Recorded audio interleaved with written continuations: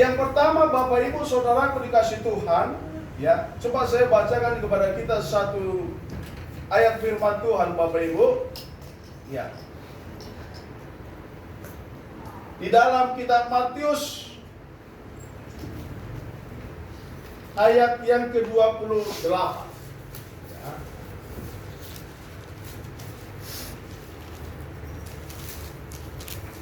Maka Matius pasal 15 ayat 28, ya. Iya, maaf saya sekurang dulu. Matius pasal 15 ayat 28. Begini firman Tuhan. Kata Yesus, maka Yesus menjawab dan berkata kepadanya,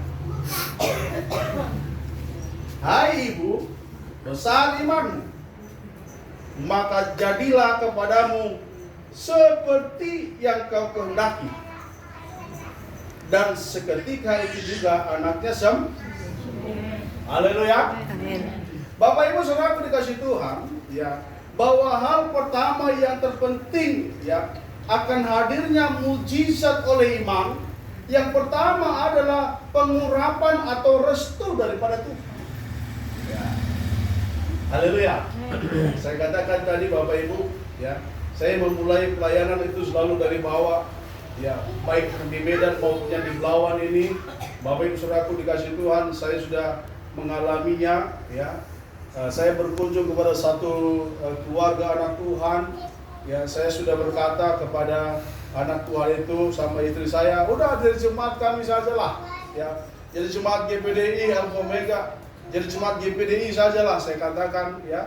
Saya sudah katakan kepada mereka bahwa saya tidak lagi berbicara seperti kata orang. Ya. Ketika wanita Samaria berkata, aku tidak lagi percaya oleh kata orang, tetapi aku sudah melihat dengan mataku sendiri siapa itu Yesus, yaitu Mesias. Ya. Dan saya secara pribadi sudah mengalami pelayanan yang dikatakan mujizat oleh iman. Haleluya. Ya. Dan menjadi keinginan saya pertama adalah membangun jemaat-jemaat yang punya iman agar hidupnya memiliki warna. Haleluya. Amin. Ya, memiliki warna. Dimulai dari mana? Membangun dari ekonomi. Ya, Bapak Ibu Saudara dikasih Tuhan. Saya memiliki kepedulian yang sangat penting sekali dalam setiap jemaat. Saya mau adu Tuhan, saya mau punya jemaat ini Tuhan Yesus, biarlah pekerjaannya apa adanya, tetapi selalu punya warna dalam rumah tangganya.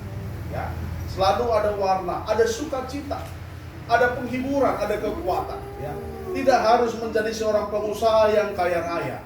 Ya. Bapak Ibu Saudara dikasih Tuhan, mujizat oleh iman yang pertama itu adalah pengurapan atau restu daripada Tuhan.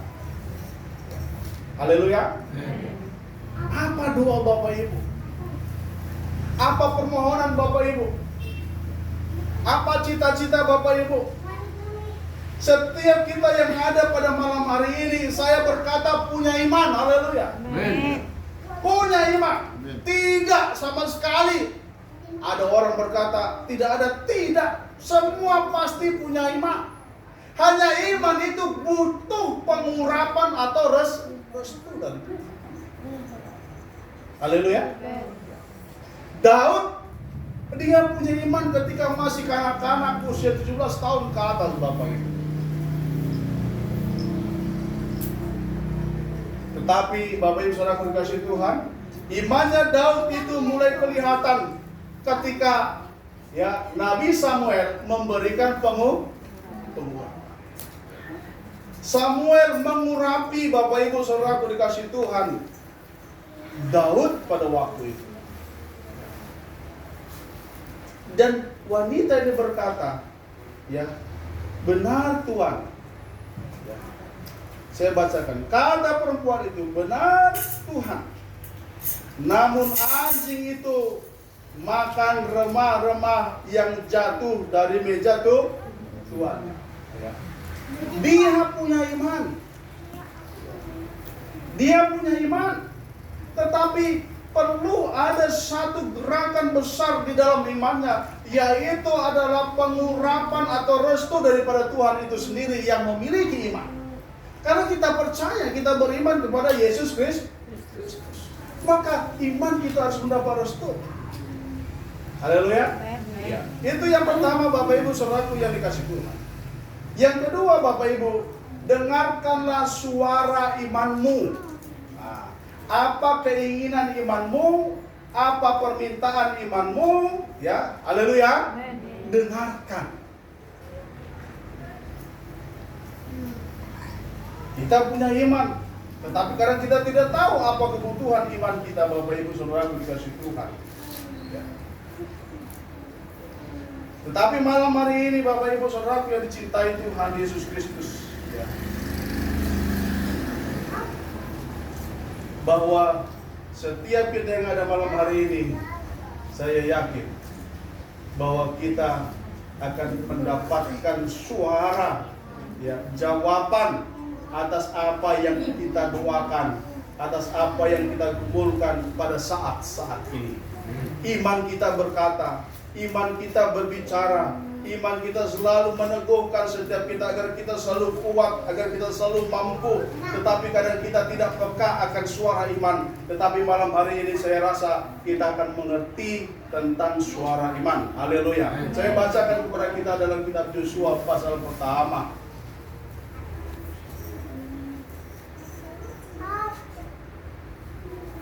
Ayat yang ke-6.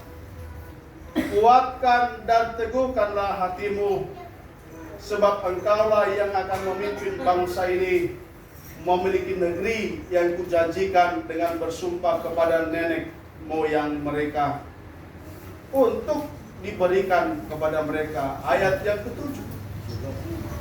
Hanya kuatkan dan teguhkanlah hatimu dengan sungguh-sungguh. Bertindaklah hati-hati sesuai dengan seluruh hukum yang telah diperintahkan kepadamu oleh hambaku Musa. Janganlah menyimpang ke kanan atau ke kiri, supaya engkau beruntung kemanapun engkau pergi. Haleluya. Suara iman itu Bapak Ibu Saudara dikasih Tuhan selalu butuh haus yang namanya dengan firman Tuhan. Suara iman itu selalu berbicara dalam diri kita, di dalam roh kita, di dalam hati kita, Bapak Ibu Saudara dikasih Tuhan. Dia selalu minta akan kebutuhannya. Dia tidak minta uang, dia tidak minta emas, dia tidak minta makanan yang enak. Dia selalu minta yang namanya firman Tuhan. Agar iman itu dikatakan tidak menyimpang ke kanan ke kiri dan teguh, kuat, kokoh di dalam Tuhan. Haleluya. Kalau Tuhan bilang sembuh, maka sembuh. Berubah ketika kita mulai mendengar, melihat. Tuhan bilang, kuatkan dan teguhkan hatimu. Ya.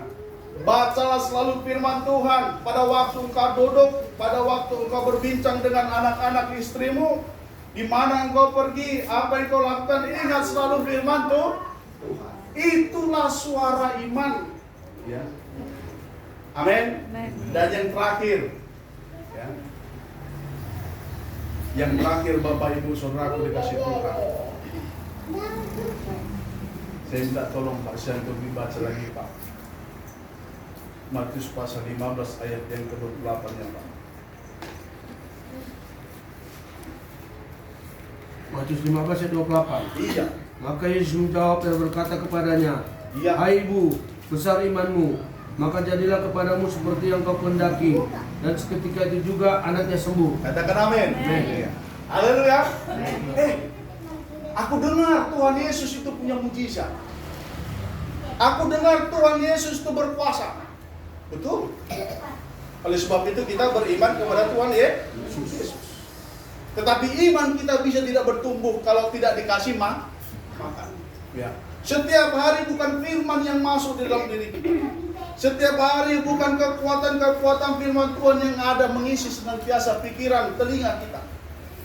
Iman tidak akan bertumbuh. Yang ketiga, Bapak Ibu Saudara terkasih Tuhan, kata Yesus, hai ibu besar iman. Iman tanpa perbuatan pada hakikatnya ya, tidak ada iman. Yang ketiga, lakukanlah apa yang dikatakan oleh iman. Tuhan bilang percaya. Haleluya. Percaya saja, percaya saja, percaya saja, percaya saja. Semua yang terjadi di kolong langit ini atas kehendak Tuhan. Haleluya. Kita semua punya mimpi, punya permula. Mujizat oleh iman dipengaruhi oleh 3 unsur utama dalam hidup kita sebagai orang Kristiani.